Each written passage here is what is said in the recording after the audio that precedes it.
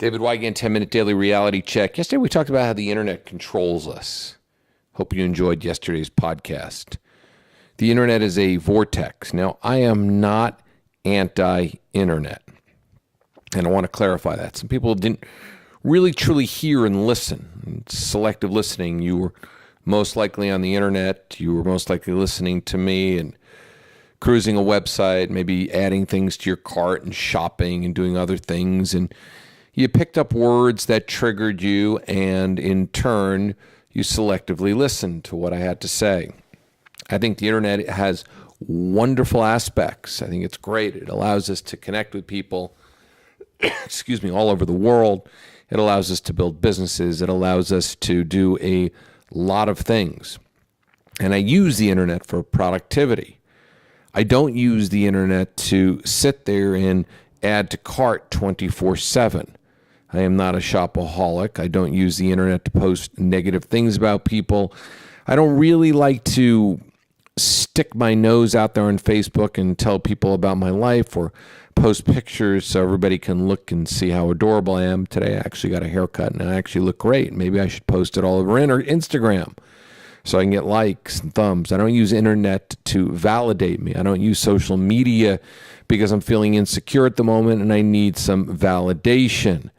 I use the internet to make money. That's what I use the internet for. I use it to put out content. I use it to connect with clients. I use it to make money.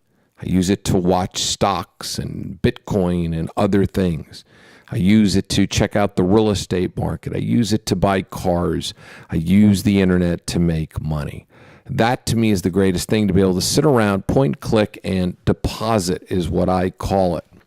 And for that, the internet has been a godsend for me because it's enabled me to be able to walk around and be able to make money, which I always find brings us freedom. I don't use my phone to stare at Instagram or Facebook or kill time. I use my phone for productivity. Once again, to make money. You won't catch me staring at Instagram. You won't catch me staring at Facebook or reading other people's crap and bullshit. I don't care about that. I use my phone to be more productive so I can make and earn money, so I can have the freedom that I need in order to go do the things that I truly love. So I wanted to clarify that because I got a lot of backlash from yesterday's podcast. If you haven't heard it, I strongly suggest you should listen to it. Which leads us to today's subject, addiction. Addiction is running rampant. If you listen to yesterday's podcast, you understand that addiction comes in many different ways, and the internet happens to be one of those addictions. So today I'm going to challenge each and every one of you to be upfront and honest about your addictions. I'm going to share mine with you, so you can know that I'm a human being and not judging you or calling you out or anything else. My addictions are basically NFL.com. That's a big addiction for me. I like to read articles. I think I've read more mock drafts than a human being should. I think I've overanalyzed prospects for some reason or another. I believe I'm a GM of a football team. That is an addiction for me. There are times in my life I'll get addicted to eBay. I enjoy eBay. I enjoy the negotiation. I enjoy the chase. I enjoy looking at things. I enjoy checking things out that I like. But besides that, I'm not really addicted to much of anything. I used to be addicted to eating too many macadamia nuts at night until I realized that I wasn't feeling good at night. I used to be addicted to marijuana. I loved smoking pot at a time in my life from 18 to 28. And every single night I would always tell people, well, I'm not addicted to pot. I wait till 6 o'clock at night every day to smoke it. But yet I smoked it for almost 10 straight years. I rationalized my addiction by telling people that I was productive. I would even make jokes and say, well, you'd never know if I was high or not because I can still do everything that I can do. But the question is, could I really? Could I really do all that I can do? Was I really that productive? Or did maybe smoking pot for that 10-year period off and on, did it make me lazier? Did it make me not focused? There were times I was addicted to women Women were a big addiction for me. I was addicted to getting laid. I was addicted to going down on a woman. I was addicted to pleasing her. I was addicted to the chase. I was addicted to getting a phone number. I mean, most of these habits were probably my 20s and 30s, where I was really addicted to doing what I could do to connect with women. I was addicted to going to Whole Foods on a daily basis. I was addicted to, meeting a woman there. I was addicted to the chase. I was addicted to that chase. I loved the chase. It's a form of addiction. I, in my life, have also battled other addictions. No, nothing really big, no pill popping, alcohol drinking, or ever. But, I've had shopping addictions where I've had to cut myself off. I've had addictions to eBay where I've had to cut myself off.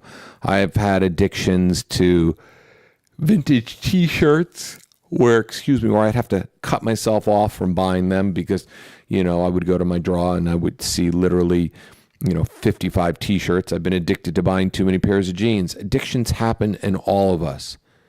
But what I find is that when we're addicted to something, it's usually a substitute for not growing and doing something else, because during an addiction phase of our life, there's no way in the world we're actually going to be growing, because an addiction literally stops us from doing the things that allow us to literally grow. Unless, of course, you're addicted to knowledge and you're addicted to growth.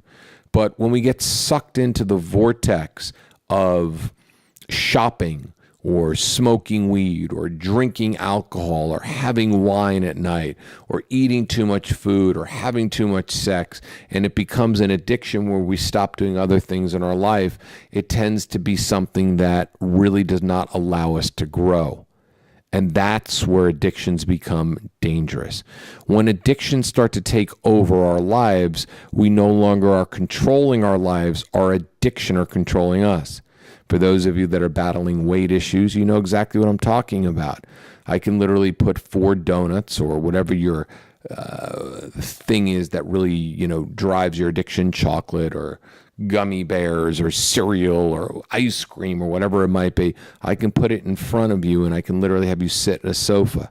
The addiction will literally wear you down. It's literally like Pavlov. You will literally go for that donut, that ice cream, that chocolate bar, whatever it might be, within 10 or 15 minutes because you can't resist it. Addictions are hard to lose. Addictions are hard to leave. Addictions are things that literally drive us, that prevent us from doing the things that we want to do. So today, I want you to take an honest look at your life. And I want you to be 100% honest. Give yourself your own reality check. I want you to look at your addictions. I want you to ask yourself, are your addictions preventing you from doing other things?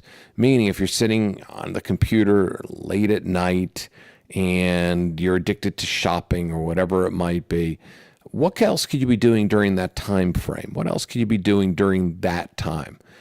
Could you be reading something? Could you be working on your brain, your knowledge? Could you be plotting or planning or connecting with another person in your relationship? Could you be watching a documentary that can really enhance your brain more? Could you be learning a new trait or a new skill? Ask yourself, what do your addictions do for you and how do they slow you down? If you're addicted to food and sweets and you can't seem to break the addiction, ask yourself, if you stop the addiction, would you finally lose the weight that you wanted to lose? Addictions slow us down and do not allow us to live the life that we're looking for. So today's reality check is to be honest with your addictions and really give yourself a reality check. Give yourself the opportunity to really understand that your addictions might be stopping you from doing the things that you truly wanted to do. So what do you do next? Once you realize that and recognize that, you go cold turkey. You stop.